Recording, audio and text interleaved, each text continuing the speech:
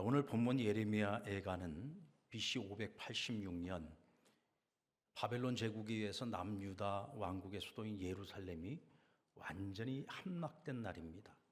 그날 이후에 선지자 예레미야에 의해서 불려진 노래, 또 쓰여진 노래입니다. 애가는 말 그대로 슬픈 노래죠. 슬픈 노래입니다. 선지자 예레미야는 별명이 눈물의 선지자였습니다. 그는 남유다 왕국의 구원에 대하여 예언을 한 것이 아니라 멸망을 선포했습니다. 어느 선지자가 멸망을 선포하고 싶겠어요? 구원을 선포하고 싶죠. 그러나 하나님께서 그에게 맡기신 사명은 구원이 아니라 멸망이었습니다. 그리고 그 백성들이 그 말씀을 좀 잘 새겨듣고 하나님께로 돌이키면 좋은데 그 말씀을 제대로 들으려고 하지도 않고 그 말씀을 듣고도 전혀 변화되지 않았습니다. 점점 더 하나님과 멀어지게 되고 그 백성들은 점점 더 패역한 백성이 되고 말았습니다. 예레미야 5장 1절 말씀에 보면은 예루살렘에 하나님이 찾으시는 의인이 하나도 없다 그랬어요. 여러분, 소돔과 고모라에는 의인 몇 명이 없어서 멸망합니까? 10명이 없었잖아요. 그런데 지금 이제 바벨론에 의해서 멸망당해야 될 이 예루살렘은 단 한 사람도 없다는 거예요. 그러니까 이들이 나중에 심판을 받아 멸망을 당할 때 할 말이 없는 백성들이었다는 뜻입니다. 그만큼 죄악이 관영하고 그만큼 그들의 얼마만큼 정말 그들이 타락해 있었는지 우리가 알 수 있는 말씀이죠.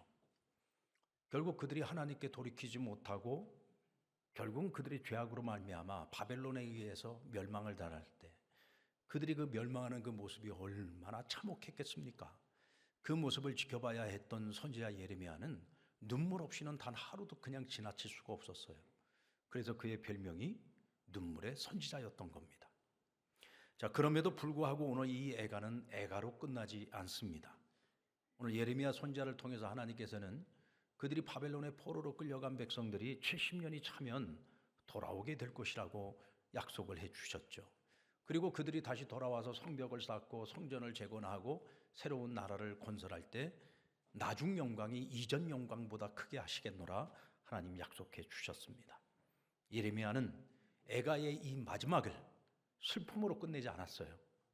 하나님의 성품을 의지해서 회복에 대한 소망으로 노래를 마칩니다. 하지만 오늘 우리가 함께 살피려고 하는 1장 1절로부터 11절의 말씀은 하나님을 떠나 하나님을 외면한 백성들의 오늘, 결국 하나님을 떠나고 하나님을 버린 그 백성들의 오늘의 모습이 얼마나 비참할 수 있는지, 얼마나 최악이 될 수 있는지에 대해서 말씀해 주고 있어요. 그리고 이와 같은 오늘을 반복하지 않기 위해서 오늘을 살아가는 우리가 무엇을 해야 할까를 말씀해 주고 있는 것입니다. 예레미야 애가 전체 성격을 가장 잘 표현하고 있는 구절은 오늘 1절 말씀인데요. 우리 1절 말씀을 같이 한번 읽겠습니다. 시작. 슬프다 이 성이여, 전에는 사람들이 많더니 이제는 어찌 그리 적막하게 앉았는고. 전에는 열국 중에 크던 자가 이제는 과부같이 되었고, 전에는 열방 중에 공주였던 자가 이제는 강제 노동을 하는 자가 되었도다. 여러분, 하나님 앞에서 불순종한 백성들의 오늘은 이전보다 불행해질 수밖에 없습니다. 어쩌면 여러분들 생각을 가지고서 오늘 본문을 읽으셨던 분들은 이런 생각을 했을 거예요. 아니, 오늘 어린이날인데 좀 어린이날 뭔가 좀 희망적이고 기쁘고 행복한 그런 본문, 그런 말씀을 좀 전해야지. 오늘 왜 이렇게 어둡고 참혹하고 그냥 읽는 것 자체만으로도 힘든 본문을 가지고 오늘 말씀을 대체 뭔 설교를 하려고. 여러분들 표정을 보니까 진지하게 성경을 안 읽으신 것 같네. 우리가 조금만 더 좀 진지하게 성경 오늘 대체 우리에게 무슨 말씀을 하시려고 하는 거지? 하고 오늘 이 본문을 읽었다면 아마도 그런 생각을 한 번쯤은 가지셨을 것 같아요. 사실 저도 설교 준비를 하면서 참 고민이 많았거든요. 이 좋은 날, 이 즐거운 날, 이 행복한 날. 오늘 본문에 보면은 전에는 이라고 하는 단어와 이제는 이라는 단어를 통해서 과거와 현재를 아주 극렬하게 비교를 해서 현재의 비참함이 어느 정도인지를 설명을 하고 있는 거예요. 한마디로 표현하면 과거에는 너무 행복했어요. 과거에는 너무 좋았어요. 과거에는 하나님의 영광이 예루살렘에 머물렀어요. 그런데 이제는, 지금 현재는 어떤 상황입니까? 너무 비참해요. 너무 불행한 겁니다. 너무 고통스러운 겁니다. 우리가 인생을 살아가면서 절대로 겪지 말아야 될 일, 절대로 우리에게 일어나지 말아야 될 일이 무엇입니까? 현재가 과거보다 비참해지는 겁니다. 옛날엔 너무 좋았어요. 과거에는 너무 좋았어요. 근데 지금 너무 힘들어요. 너무 비참해요.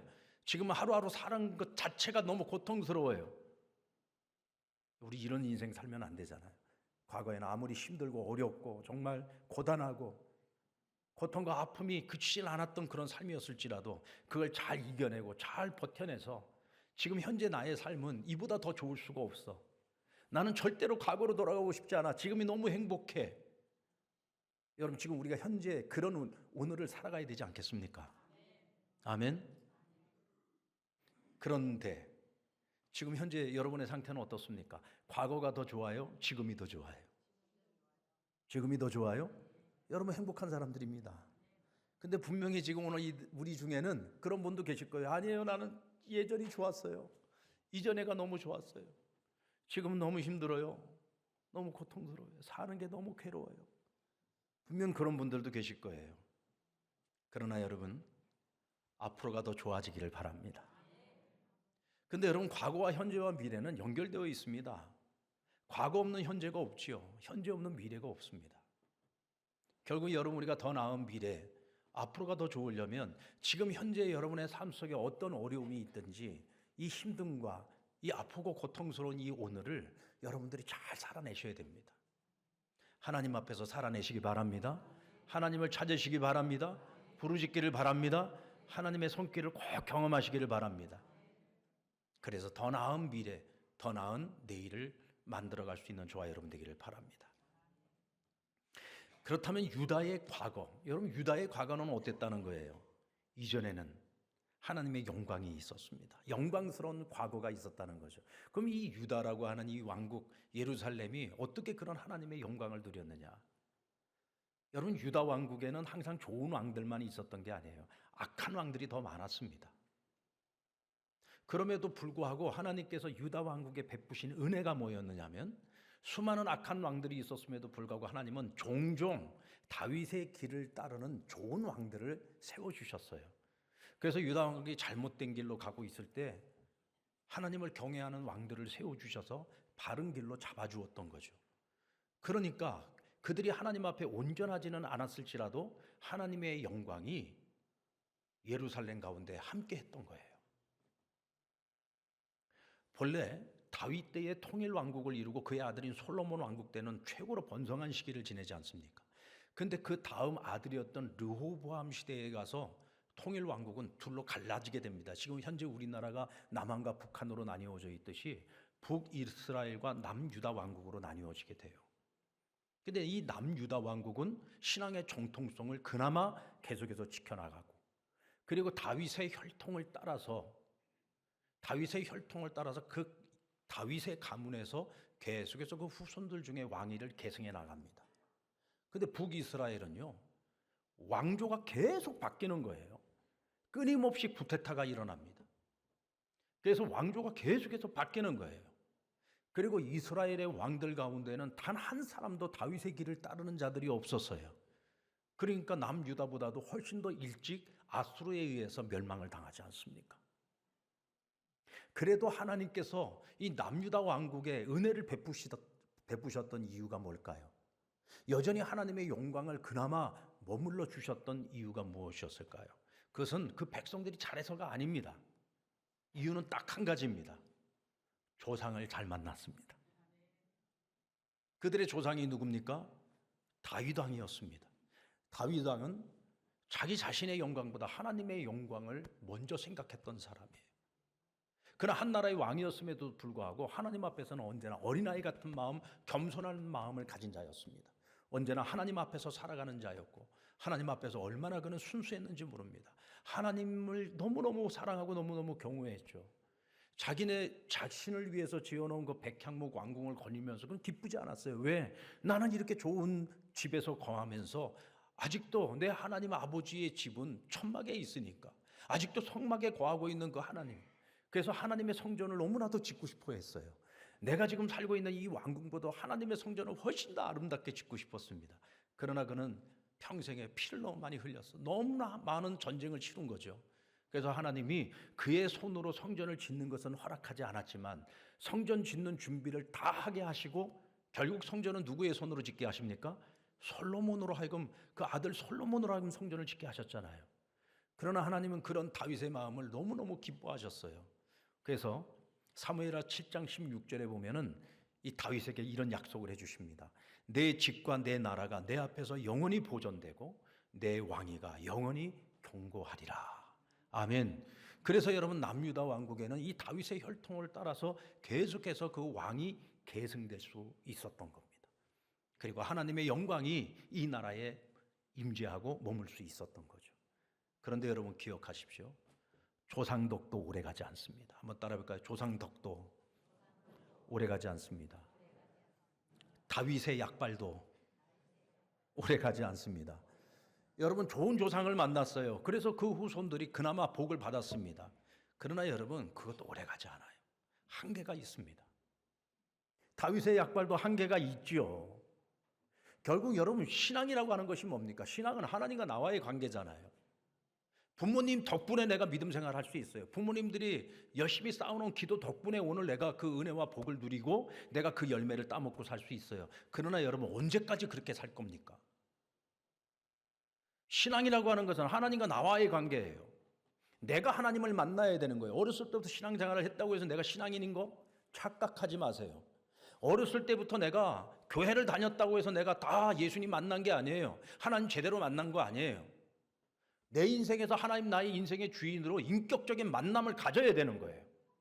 내 믿음을 가지고 하나님 앞에 서야 되는 거예요. 내 믿음 가지고 살아가야 되는 거예요. 그래야 하나님이 나에게 약속하신 그 언약의 축복을 내 믿음 가지고 누리면서 살아갈 수 있는 겁니다. 아멘. 언제까지나 날 위해서 기도해주는 그 사람들의 기도만 먹고 살 거예요. 이제는 내가 기도해야죠. 이제는 내가 내 자식들을 위해서 기도해야 되는 거고, 내가 쌓아놓은 그 열매를 내 자식들이 먹을 수 있도록 준비해 줘야죠. 언제까지나 묵은 것만 가지고 살아갈 생각을 하십니까? 언제까지나 부모의 신앙에 기대어 살 겁니까? 언제까지 아내의 신앙만 기대하고 살 거예요?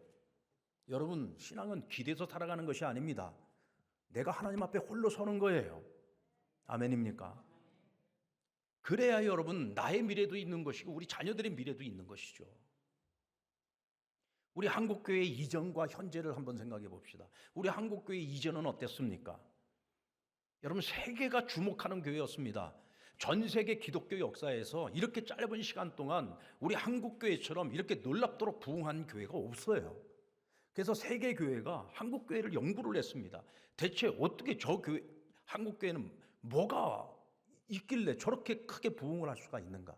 어떻게 저렇게 짧은 시간 안에 부흥을 할 수가 있는가? 조사단을 보냈습니다. 그만큼 여러분, 한국교회는 세계 교회 역사에서 이렇게 빠른 시간에 부흥한 교회가 없다는 얘기죠. 엄청난 영광 아닙니까? 신학교에 학생들이 차고 넘쳤었습니다. 목사가 되겠다는, 선교사가 되겠다는 그런 학생들로 차고 넘쳤었습니다.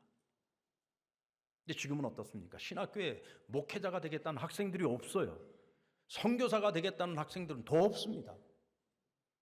앞으로 한국교회의 가장 걱정거리는 이제 목회자가 줄어든다는 거예요. 목회자가 없습니다. 교회는 있는데 목회자가 없어요. 한 사람의 목회자가 이제는 2교회, 3교회를 맡아야 될 그런 날이 올 수도 있다는 얘기입니다.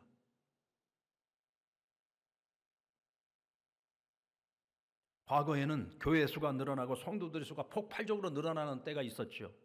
교회들마다 모이기를 힘썼습니다. 교회 학교에는 아이들이 넘쳐났습니다.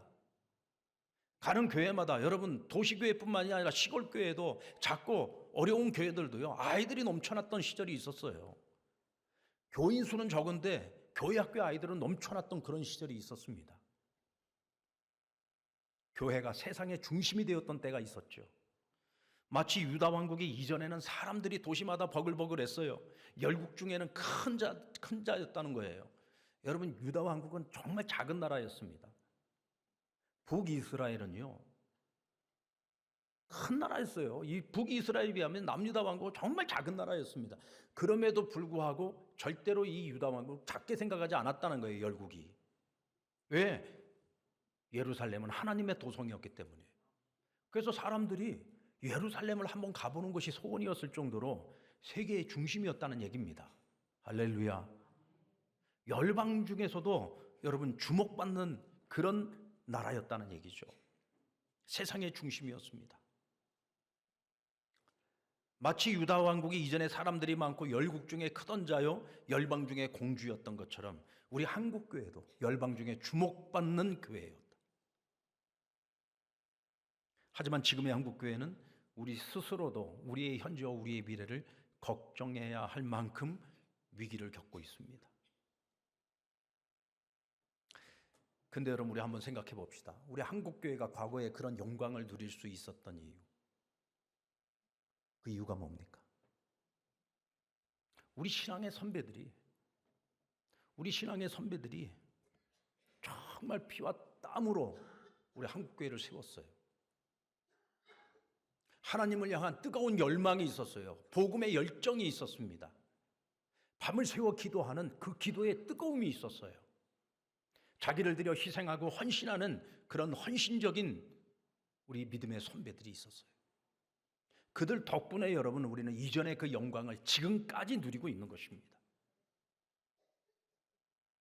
그렇다면 여러분, 언젠가 우리의 다음 세대들이 지금 현재 오늘을 살아가고 있는 우리들을 생각하면서 우리 부모님들의 그 신앙 덕분에, 그들이 쌓아놓은 그 기도 덕분에, 그들이 하나님 앞에 눈물로 희생하며 헌신했던 그들의 헌신 덕분에 오늘 우리가 이 열매를 따먹고 있노라고, 우리가 이렇게 좋은 날을 살아가고 있다고 우리가 나중에 후에 그런 소리를 들어야 되지 않겠습니까? 그러려면 여러분, 우리 가정에서부터 우리 자녀들에게 믿음의 본이 돼야 됩니다. 지금 현재 오늘을 살아가고 있는 오늘의 우리 기성세대 우리 성도들이 우리 자녀들에게 믿음의 본이 돼야 되는 거예요. 예배의 본이 돼야죠. 기도의 본이 돼야 되고 말씀의 본이 되어야 되고, 하나님 말씀을 따라가는, 하나님의 절대 주권을 인정하고 하나님 앞에 순종하고 복종하는 믿음의 본을 보여줘야죠.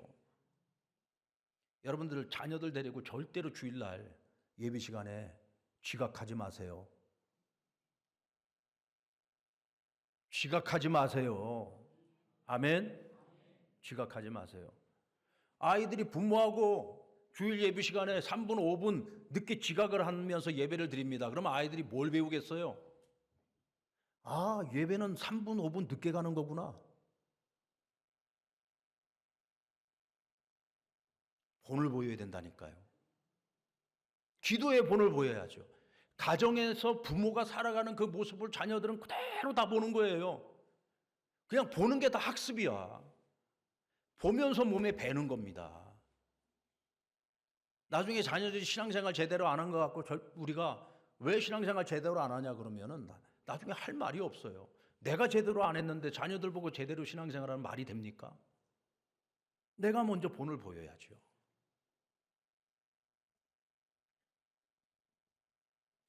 여러분, 다윗 덕분에, 오늘 우리는 우리 신앙의 선배들 덕분에, 그렇다면 우리 다음 세대들은 오늘을 살고 있는 우리 덕분에 그들이 더 나은 미래를 만나야 되지 않겠습니까? 더 멋진 한국교회를 섬길 수 있어야 되지 않겠어요? 그런 날을 지금 우리가 만들어야 되는 겁니다. 성경은 한 사람 때문에 죄가 세상에 들어오고 한 사람 때문에 구원의 문이 열렸다고 말하지 않습니까? 아담 한 사람 때문에 세상에 죄가 들어온 거예요. 예수 그리스도 한 사람 때문에 구원의 문이 열린 겁니다. 한 사람이 정말 중요한 거예요, 여러분. 한 세대가 정말 중요한 겁니다. 어저께 저희 교회 성도님 한 분이 칠순을 맞이해서 칠순 감사 예배를 드렸어요. 남편분은 일찍 세상을 떠나셨습니다. 그런데도요, 시댁 식구들이 다 모여갖고 가족이 다 같이 모여서 칠순 감사 예배를 드렸어요. 근데 그 자리에서 감사의 편지를 영상으로 만들었는데 제가 특별히 너무 마음에 와닿았던 것이, 정말 찢어지게 가난한 집안, 예수 믿는 사람 한 명도 없는 집안에 복덩이가 우리 집안에 굴러 들어왔습니다. 그리고 그가 다니는 곳마다, 그가 하는 것마다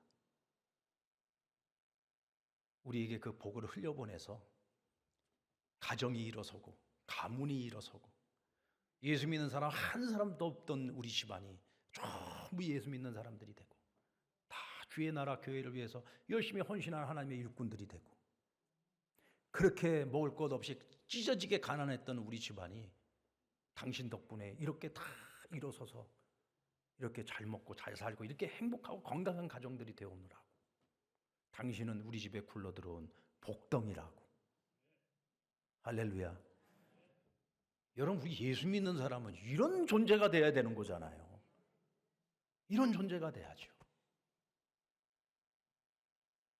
그래야 우리가 우리 다음 세대들에게 할 말이 있지 않습니까? 우리 후손들에게 할 말이 있지 않겠습니까?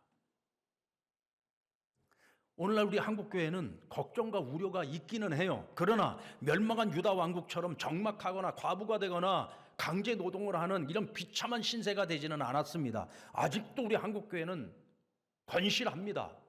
든든합니다. 아멘. 걱정과 우려가 되는 거는 있어요. 그러나 아직도 여전히 한국교회는 건강합니다. 그리고 우리는 미국 교회나 유럽 교회가 무너져가는 그 모습을 보면서 그것을 반면교사로 삼아서 지금 우리가 정신을 차리지 않으면 안 된다, 이 마음을 다 가지고 교회 갱신을 위해서 열심히 노력하고 있어요. 우리가 조금만 더 노력한다면 저는 분명 우리 다음 세대 더 나은 미래를 줄 수 있다고 믿습니다. 믿습니까? 여러분, 교회 숫자가 많아지는 거 자랑하던 시절은 이제 다 끝났어요. 제가 지금 분호회장이 되고 우리 경남노회에 있는 교회들을 지금 제가 폐지 수순을 밟은 교회만 해도 몇 교회가 돼요. 그리고 합병을 한 교회도 몇 개가 됩니다. 앞으로 더 많아질 겁니다. 이제는 교회 수가 몇 교회다 그거 자랑할 때가 아니에요. 중요한 것은 얼마나 교회가 건강하냐가 중요한 거죠. 성도가 많다 이거 자랑할 때가 아닙니다. 이제는 성도가 많은 게 중요한 것이 아니라 얼마나 건강하고 참 제자된 교인들이 많으냐, 이게 중요한 거예요. 건강한 교회가 되는 것이 중요합니다. 건강한 성도가 되는 것이 중요한 거예요. 숫자 자랑할 때가 아닙니다. 그거는 옛날에는 숫자 자랑했던 시절이 있어요. 그러나 중요한 지금은 숫자 자랑할 때가 아닙니다. 얼마나 건강하냐는 겁니다. 여러분들 지금 얼마나 건강한 신앙을 가지고 있습니까? 내 신앙이 건강하면 우리 교회가 건강한 거예요. 내 신앙이 건강하지 못하면 우리 교회 지금 건강하지 않은 겁니다. 왜? 내가 상남교회니까. 우리가 상남교회잖아요. 아멘. 그러니까 여러분들은 상남교회에 대한 책임이 있어요. 여러분이 건강한 신앙을 갖기 위해서 애쓰고 노력을 해야 우리 상남교회가 건강해지는 겁니다. 내가 병들면 상남교회도 병드는 거예요. 우리 상남교회가 이전에도 하나님의 영광이 있었지만 오늘도 하나님의 영광이 있고, 앞으로 우리 다음 세대들에게도 앞으로도 우리의 앞날에도 그와 같은 하나님의 영광이 있기 위해서 사랑하는 성도 여러분, 힘쓰시기 바랍니다. 노력하시기 바랍니다. 그럼 우리는 절대로 비참한 미래가 아니라 영광스러운 미래를 기대할 수 있게 될 겁니다. 그리고 예레미야에게서 가장 고통스러웠던 것은 멸망한 이스라엘의 처지. 이것도 가슴 아픈 일이지만 그보다 더 가슴 아픈 것은 모든 나라 모든 민족이 예루살렘의 고통을 외면했다는 거예요. 그 중에는 한때 동맹을 맺었던 나라, 심지어는 하나님을 버리면서까지 이웃이 되었던 나라들이 있어요. 근데 그런 나라들이 예루살렘이 멸망하고 유다가 멸망하는 모습을 보면서 옆에서 박수를 치고 있다는 거예요. 외면했다는 것입니다. 심지어는 비웃고 조롱했다는 거예요. 얼마나 비참한 일입니까? 7절 말씀을 같이 한번 읽겠습니다. 시작. 예루살렘이 환난과 유리하는 고통을 당하는 날에 옛날의 모든 즐거움을 기억하였으며 그의 백성이 대적의 손에 넘어졌으나 그를 돕는 자가 없겠고 대적들은 그의 멸망을 비웃는도다. 한마디로 말해서 믿는 도끼에 발등시켰다는 거죠. 여러분, 우리는 세상 살아가면서 사람 사이에 이런 일들을 수도 없이 경험하면서 살아가죠. 저는요, 어린 시절에 어린 시절에 사람은 참 못 믿을 존재라는 것을 경험했어요. 우리가 가진 것이 많을 때, 우리가 베풀 것이 있을 때는요, 그렇게 주변에 사람이 많더라고요. 집에 손님이 그치질 않더라고요. 근데 집안이 쫄딱 망하고 길거리로 나앉을 상황이 되니까 전화를 안 받아요. 요즘으로 말하면 문자도 씹어요. 요즘 그러잖아요. 문자 씹는다. 요즘 젊은 애들이 그런 말 하대요. 왜 전화도 안 받고 문자도 안 받을까요? 도와달라고 할까 봐. 내가 도움을 요청할 때는 그렇게 사람들이 많다가도 내가 도움받아야 될 입장이 되니까 사람들이 다 거절하고 다 피해가고 주변에 오질 않아요. 저희 집에 그때 너무 힘들었을 때 제가 친척 한 분에게 전화를 했어요. 지금 우리 길거리로 나앉게 생겼는데 조금만 도와주시면 안 되겠습니까? 그때 저보고 그러더라고요. 지금은 도와줘도요, 아무 도움이 안 된대요. 제가 무슨 뭐 엄청난 걸 도와달라고 한 것도 아니에요. 마음만 먹으면 당장이라도 지갑 열어서 도와줄 수 있는, 예전에는 그렇게 우리 부모님들한테 도움을 받고도 도와달라고 하는데요. 지금은 도와줘 봐야 밑 빠진 독에 물 붓기래요. 제 어린 시절에 사람은 믿을 게 아니구나. 그렇게 우리 집에 맨날 와서 그렇게 우리 부모님한테 도움받았던 사람들인데도 인간이란 게 저런 존재구나. 그때 제가 깨달은 게 뭔지 아십니까? 믿을 건 하나님밖에 없다. 여러분, 사람은 내가 뭐가 있어야 주변에 오는데 우리 하나님은 우리가 밑바닥에 가 있어도 언제나 손을 내미시고, 너 지금 밑바닥에 있으니까 나를 찾아야 되는 거야. 너 가장 어려울 때 나를 찾아야 되는 거야. 내가 가장 힘들고 어려울 때 나에게 손 내밀어 주는 분은 하나님밖에 없었어요. 정말 깃바닥에 나 앉아 있을 때 그래도 나에게 손 내밀어서 나에게 도움의 손길을 열어주신 분은 하나님밖에 없었어요. 믿고 살 게 하나님밖에 없더라고요. 저는 일찍이 그것을 어린 시절에 깨달은 게 얼마나 복 있는 일인지 몰라요. 저는 지금도 그게 너무 감사해요. 근데 한편으로는 저에게는 그것이 저에게 하나의 허물이 되기도 하더라고요. 사람에게 정을 잘 안 줘요. 저는 제가 목회를 하면서도 그렇게 정을 주는 스타일은 아닙니다. 죄송합니다. 왜 우리 이창경 목사는 나한테 이렇게 정을 안 줄까? 저는 특별한 사람에게 이렇게 정 주는 사람은 아닙니다. 모든 성도들 다 똑같이 대하고 싶은 마음이고, 막 누구한테 막 이렇게 뭐 내 마음에 있는 얘기 막 꺼내놓고 얘기하고 그러지 않아요. 항상 조금 거리를 두는 편입니다. 근데 또 너무 가까워도 문제는 되더라고.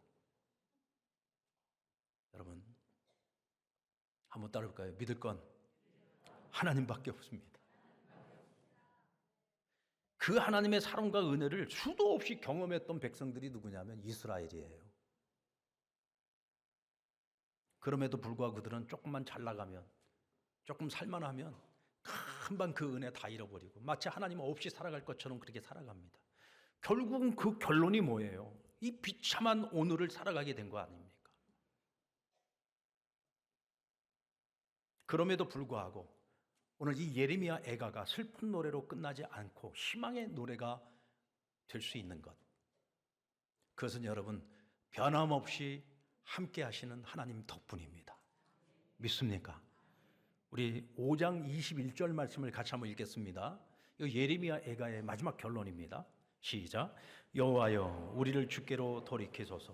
그리하시면 우리가 주께로 돌아가겠사오니 우리가 날들을 다시 새롭게 하사 옛적 같게 하옵소서. 주께로 돌아오기만 하면 된다는 거예요. 우리가 하나님을 떠났기 때문에 우리가 이와 같은 오늘의 비참한 오늘을 경험하고 있다면, 우리가 하나님께로 돌아갈 수만 있다면, 우리의 마음이 하나님께로 돌아갈 수만 있다면 하나님께서 우리에게 돌아오신다는 거예요. 그러면 우리는 다시 시작할 수 있다. 얼마든지 이전의 영광으로 돌아갈 수 있다. 어쩌면 이전보다도 낮은 영광이 더 큰 그날을 맞이하게 될 것이다. 오늘 그것이 희망의 노래로 마치고 있는 예레미야의 마음, 그 심정인 겁니다. 그러므로 하나님 우리로 하여금 하나님께로 돌아가게 해주세요라고 부르짖고 있는 것이죠. 여러분, 예루살렘에 70년 차서 돌아갈 수도 있고 30년 만에 돌아갈 수도 있고 10년 만에 돌아갈 수도 있고, 아니 한 5년 만에 돌아갈 수도 있겠죠. 근데 중요한 건 몸이 돌아가는 것이 중요한 것이 아니라 마음이 하나님께로 돌이켜야 되는 거예요. 아무리 예루살렘으로 돌아가도 마음이 하나님께로 돌아가지 않으면 그들은 또다시 패역한 백성이 될 것이고 또다시 비참한 오늘을 맞이하지 않겠습니까? 마음이 하나님께로 돌아가야 되는 거예요. 마음이. 그 깨달음이 있어야 되는 거죠. 제가 목요일 날 서울에 우리 총회 선교부에 일이 있어가지고 갔다가 일을 마치고 또 서울에서 몇 가지 좀 처리해야 될 일이 있었어요. 좀 일 처리하고 좀 일을 좀 다 마치고 난 후에 저녁에는 저희 아들네 집에 가서 잠을 자고, 그리고 이제 아침에 내려오는데 그 다음 날이 무슨 날이었습니까? 그 위대한 노동절 공휴일이었잖아요. 와, 서울에서 창원 내려오는데 몇 시간 걸렸는 줄 아십니까? 10시간 걸렸습니다. 10시간. 정말 죽는 줄 알았습니다. 제가 예전에 명절에도 서울 갔다가 내려오는 길에 정말 가장 많이 걸렸던 시간이 한 8시간 걸린 적이 있어요. 그때도 정말 너무너무 힘들어요. 다시는 차 갖고 안 가겠다 그랬던 적이 있는데 이번에는 10시간이었습니다. 설마 명절보단 덜 하겠지만 명절보다 더한 날이었습니다. 왜냐하면 황금 연휴잖아요.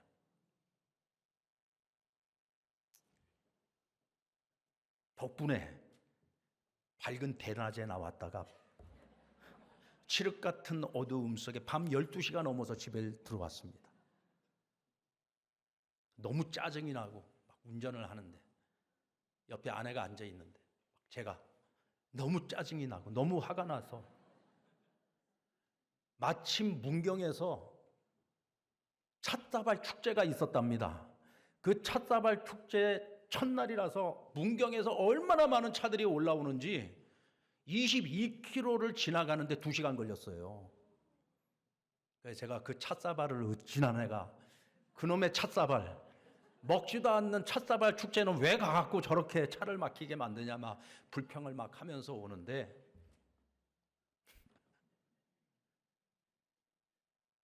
하늘을 보니까요, 하늘에 쟁반같이 둥근 달이 탁 떠 있는 거예요. 보름달이.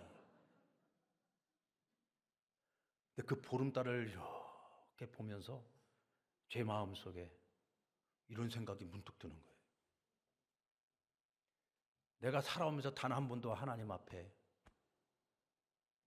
낮에 태양빛으로 낯을 밝혀달라고 하나님 앞에 기도해 본 적이 없고, 저렇게 환한 달빛으로 어둠을 밝혀달라고 기도해 본 적이 단 한 번도 없었는데 하나님께서는 언제나 변함없이 우리에게 태양빛으로 낮의 인생을 살아가게 하시고 밤이 되면 때로는 저렇게 둥근 달을 통해서 어둠을 밝혀주시기도 하시는구나.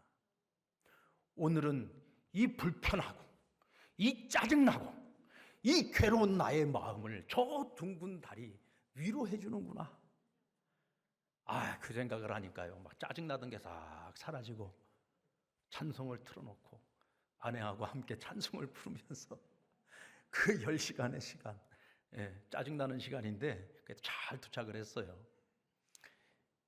여러분, 우리 하나님은 그런 존재잖아요. 우리가 특별히 구하지 않아도 언제나 우리에게 빛이 되어주시고 언제나 어두움을 물리쳐 주시며 늘 하나님의 은혜로 우리를 보살펴 주시는 하나님이시잖아요.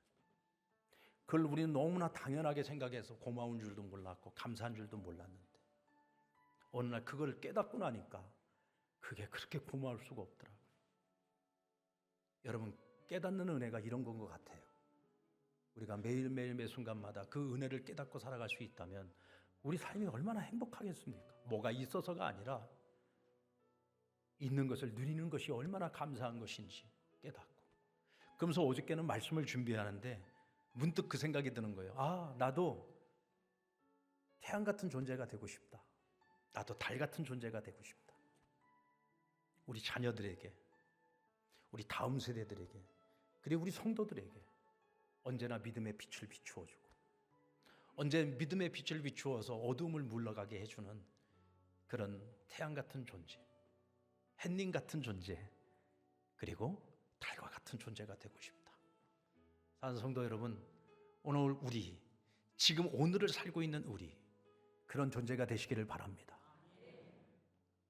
하나님이 우리에게 그런 존재이듯이 우리도 우리 다음 세대에게 그런 존재가 되어줄 수 있다면 우리 다음 세대의 더 밝은 미래, 더 아름다운 교회, 더 멋진 인생을 우리가 물려줄 수 있지 않겠습니까? 저는 그것이 우리 어린이 주일에 오늘 이 말씀을 통해서 우리가 하나님께로부터 받는 말씀이라고 생각합니다. 여러분, 이 메시지를 마음에 품고 그런 멋진 오늘을 살아가는 우리 세대가 되기를 주님의 이름으로 축원합니다.